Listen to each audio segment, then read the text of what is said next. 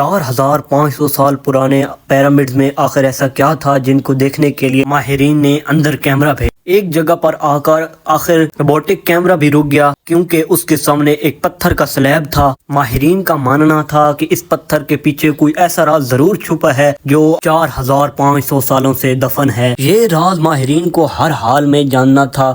انہوں نے ڈرون کے آگے، کیمرہ کے آگے ایک ڈرل مشین لگائی جس میں اس پتھر میں ایک باریک چھید کر دیا اور اندر کیمرہ ڈالا گیا۔ جب اس سلیب کے اندر ایک کیمرہ بھیجا گیا تو اس کے اندر ایک ایسا راز چھپا تھا، ایسا راز نظر آیا جو 4500 سالوں سے دفن ہے۔ ایکسٹریم کی ویڈیو میں ایک بار پھر سے خوش آمدید۔ مصر میں یعنی ایجپٹ میں 138 پیرامڈ سلائس موجود ہیں جو ہزاروں سالوں سے ایک ہی جگہ پر کھڑے ہیں، ہزاروں طوفانوں کا سامنا کیا پھر بھی ایک ہی جگہ پر کھڑے ہیں، اور مجال ہے کہ ان میں سے کوئی ایک بھی ادھر ادھر ہوا ہو۔ ان میں سے سب سے بڑا دی گریٹ پیرامڈز آف گیزا کہلاتا ہے۔ اس پیرامڈز کی بیس کا ایریا 13 ایکڑ ہے۔ یہ کوئی عام بات نہیں، یعنی اس پیرامڈز میں حیرت انگیز طور پہ ایک نہیں، دو نہیں، بلکہ 9 فٹ بال فیلڈ کی جگہ کا ایریا گھیرا ہوا ہے۔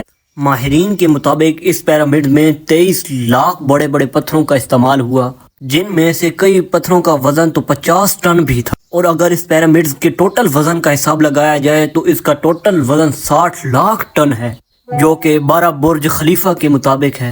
لیکن اتنے اونچے اور عالی شان پیرامڈز بنانے کا آخر مقصد کیا تھا، جو بنایا بھی ہزاروں سال پہلے تھا، جو انسانوں کے پاس کوئی ٹول بھی نہ تھے؟ ان پیرامڈز کی دیواروں کو کیسے انچ بائی انچ مائنے رکھا گیا، انچ بائی انچ سیدھا سٹیٹ رکھا گیا؟ کیسے ان 50 ٹن والے پتھروں کو سکوئر شیپ میں کاٹ کے اوپر لایا گیا جس کی اونچائی 480 فیٹ ہے؟ اور آخر کیسے 50 ٹن والے وزنوں کو، پتھروں کو لایا گیا اوپر 180 فیٹ کی اونچائی پر؟ آخر ان پیرامڈز کو بنانے والا ایسا کون سے انجینئر تھے جنہوں نے 90 ڈگری پہ کو ایک ساتھ رکھا، ایک بھی انچ ادھر ادھر نہیں ہوا؟ ان پیرامڈز کو بنانے کے لیے 3 سے 4 ایسے چیلنج آئے جو کہ بہت ہی زیادہ مشکل تھے اس دور میں۔ تو آئیے جانتے ہیں کہ وہ کون سے ایسے چیلنج تھے جن کو مشکلات کا سامنا کرنا پڑا۔ کئی صدیوں سے ریسرچ ٹیم سر جوڑ کے بیٹھی تھی کہ آخر اس پیرامڈز کی ہر سائڈ برابر کیسے ہے، نارتھ، ساؤتھ، ایسٹ اور ویسٹ آخر کیسے برابر ہو سکتے ہیں inch by inch.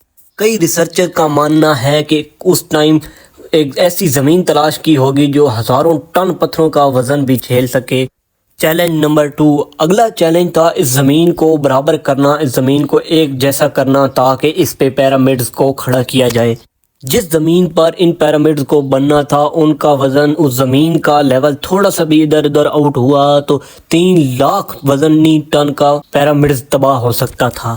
Us time ماہرین کے پاس نہ ہی لیزر لیول تھا اور نہ ہی ببل لیول تھا جس سے وہ زمین لیول کر سکیں، زمین کا لیول نکال سکیں۔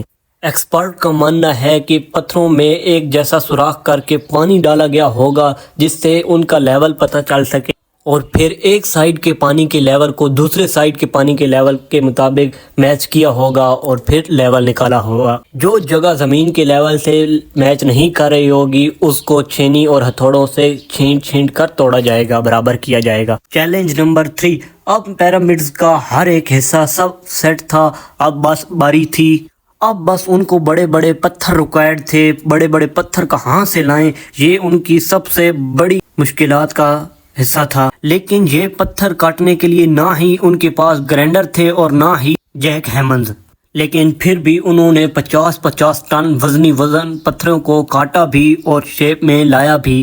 لیکن آخر کس کی مدد سے؟ جی ہاں، یہی وہ ٹول ہے جس کی مدد سے بڑے بڑے 50 ٹن وزنی پتھروں کو شیپ میں لایا گیا۔ یہی صرف ایک ٹول تھا جس کو پتھروں کو کاٹنے میں آسانی دی گئی۔ اس چھینی میں کاپر اور آرسینک کا استعمال کیا گیا جو کہ بہت ہی مضبوط ایک دھات بن جاتی ہے اور بڑے بڑے پتھروں